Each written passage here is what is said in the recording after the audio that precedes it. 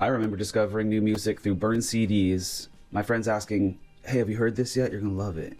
Now I have every song ever made in my pocket, but somehow new music feels less accessible.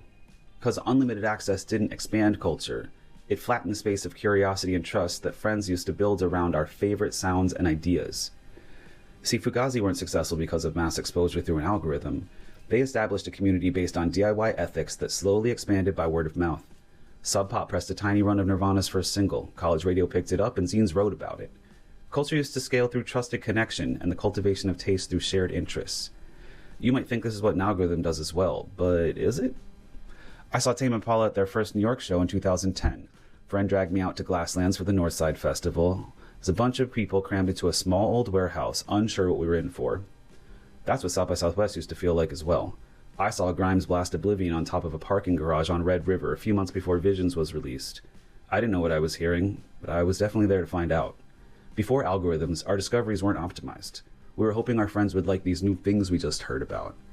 It was a pathway of trusted sources earned through the risk of putting my own taste on the line. Sometimes it didn't work out.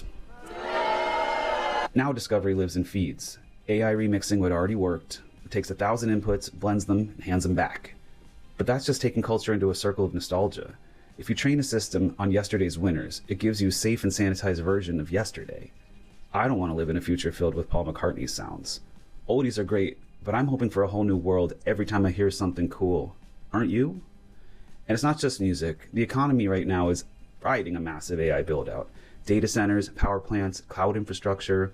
A handful of companies are spending tens of billions issuing debt, driving markets. Yeah, it's growth, but it's concentrated.